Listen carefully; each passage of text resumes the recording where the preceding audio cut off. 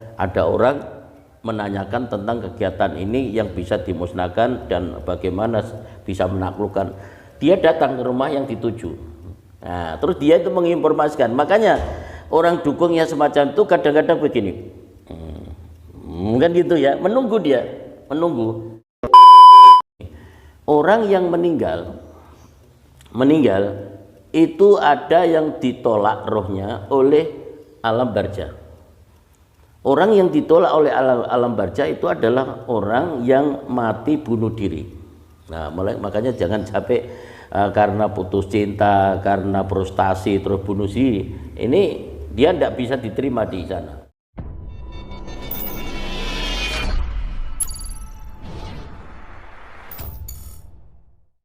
Assalamualaikum warahmatullahi wabarakatuh. Alhamdulillahi wa kafa wassalatu wassalamu ala sayyidina Muhammadinil Mustafa wa alihi wa sahbihi ahli sidqi wal wafa amma ba'du. Para pemirsa yang berbahagia, kita bisa berjumpa lagi alhamdulillah pada kesempatan kali ini. Semoga kita selalu diberikan kesehatan sehingga kita bisa beraktivitas seperti biasa, karena di masa pandemi seperti ini kesehatan adalah sesuatu yang sangat mahal harganya. Maka dari itu marilah kita jaga kesehatan bersama-sama. Pemirsa yang berbahagia, kali ini kita akan membahas tentang tema yang amat sangat penting sekali dan dirasa memang sangat banyak terlaku di kalangan awam, di kalangan masyarakat umum, dan kebanyakan masyarakat belum tahu tentang pembahasan yang akan kita bahas pada kesempatan kali ini. Tentunya manusia itu tercipta dengan kesempurnaannya, yaitu dalam surat At-Tin sudah dijelaskan oleh Allah Subhanahu wa taala bahwa manusia tercipta sempurna, dan penciptaan manusia pun dalam Al-Qur'an disebutkan banyak sekali, dimulai dari segumpal darah, kemudian segumpal daging sampai ditiup kandung dan sebagainya. Kemudian pada kesempatan kali ini kita akan membahas sesuatu yang tidak kelihatan tapi menyebabkan manusia itu bisa bergerak dan sebagainya, yaitu yang namanya roh. Roh ini seperti apa? Setelah tercabut dari raga kemana? Apakah roh itu mungkin tertahan di dunia ini? Maksudnya tertahan oleh barang-barang goib? Apakah roh ketika sudah tercabut dari raga kemudian kembali kepada Allah, atau bisa dipenjara oleh barang-barang goib di sekitar kita? Maka dari itu kali ini saya menghadirkan narasumber yang sangat praktisi dalam masalah hari ini.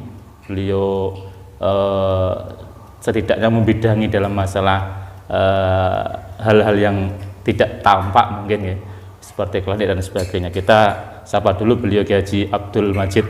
Assalamualaikum Kiai. Waalaikumsalam warahmatullahi wabarakatuh. Sehat Kiai? Alhamdulillah sehat.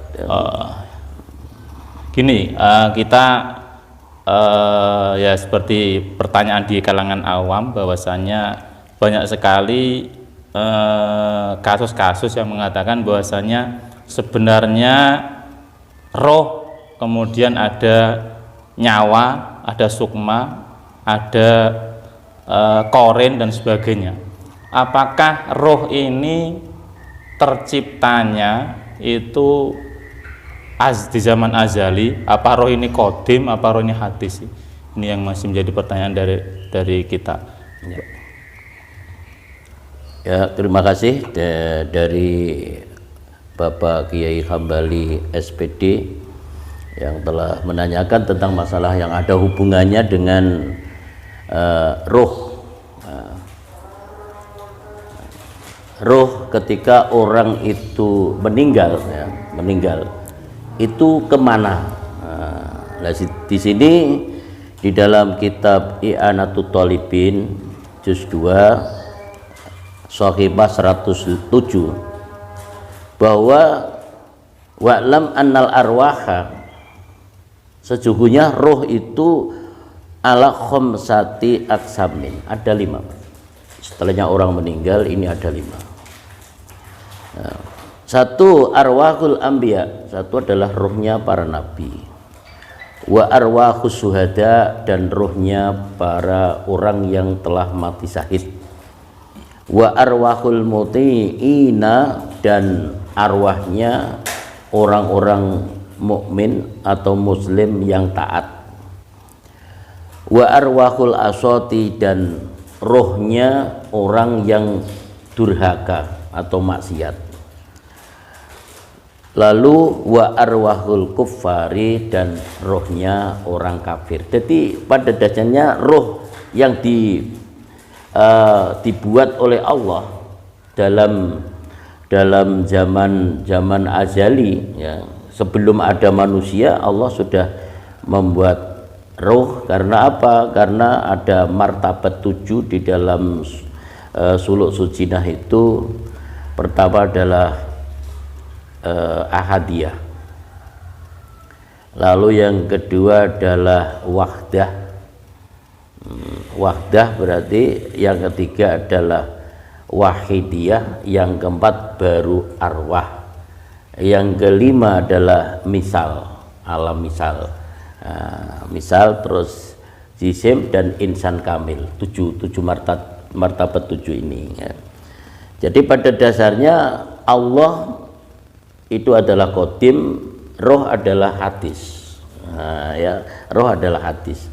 Nah, berhubung itu mau saya jabarkan lagi tentang rohnya para nabi di mana, ya.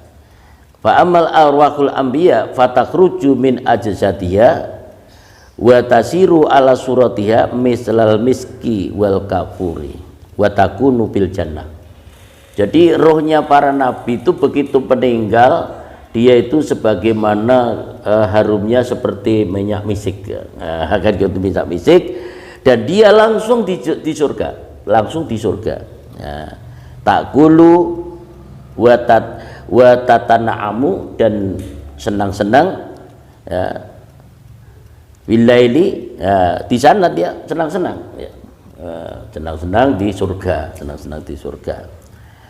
La arwaku syuhada idza kharajat min ajatiyah, dari ketika dia itu keluar dari jasadnya orang syuhada, ya. Itu di mana dia? Itu dia berputar-putar di telaga surga. Dan di telaga surga dia memakan bunga-buahan yang ada di surga dan minum minuman yang ada di surga. Itu yang kedua. Nah, sekarang wa amma arwal kumutiin, adapun arwahnya orang yang taat seperti kita semua ini, moga-moga itu ya, moga-moga ya, orang yang taat, minal mukminin bahwa fi riyadil jannah, yaitu di gudangnya surga, di tempat-tempat surga. Oh ya, di surga dia la ta'kulu wa la tana'amu lakin tanduru bil jannah, tapi dia lihat di surga, tidak makan di situ, makanya di alam barzah, tetapi dia berkeliling-keliling di situ, berkeliling di situ. Nah, sekarang kalau yang durhaka, wa ama arwahul asad minal mu'minin fa bainas sama'i wal ardi fil hawa. Ya, ini yang jenengan tanyakan itu tadi, bahwa orang yang durhaka, yaitu maksiat, ini dia berkeliaran antara apa itu bumi dan langit. Apakah ini ada hubungannya dengan yang namanya gendruwo, pocong? Ya. Apakah arwah gentengan itu ada? Ada arwah gentengan. Itu permasalahannya begini, ya. Permasalahannya begini. Orang yang meninggal itu ada yang ditolak rohnya oleh alam barzah. Orang yang ditolak oleh alam barzah itu adalah orang yang mati bunuh diri. Nah, makanya jangan capek karena putus cinta, karena frustasi terus bunuh diri. Ini dia tidak bisa diterima di sana. Yang kedua, orang-orang yang menggunakan jasanya jin atau setan. Nah, jasa jin atau setan satu kekuatan bisa supaya dia tuh jaduk, punya poncosono, rawa rontek, kan gitu ya. Terus gelap sayuto, misalnya punya brojo musti, kan gitu ya, brojo musti dan sebagainya. Ini dia menggunakan jasanya jin atau setan. Ini juga tidak bisa diterima di alam barzah, tetapi dia langsung mengikuti orang yang telah diambil jasanya itu, jin atau setan yang diambil sebagai jasa ketika di dunia. Yang kedua itu adalah orang yang menjadi dukun. Oh, dukun. Dukun contohnya, ternyata dukun di sini itu ya, yang dimaksud di sini itu dukun yang menggunakan jasanya jin dan setan. Nah, mengapa orang dukun itu kok tahu ternyata jasa jin atau setan ini kan langsung datang di rumah yang ditanya itu tadi. Oh, misalnya ada orang menanyakan tentang kegiatan ini yang bisa dimusnahkan dan bagaimana bisa menaklukkan. Dia datang ke rumah yang dituju. Nah, terus dia itu menginformasikan. Makanya orang dukung yang semacam itu kadang-kadang begini.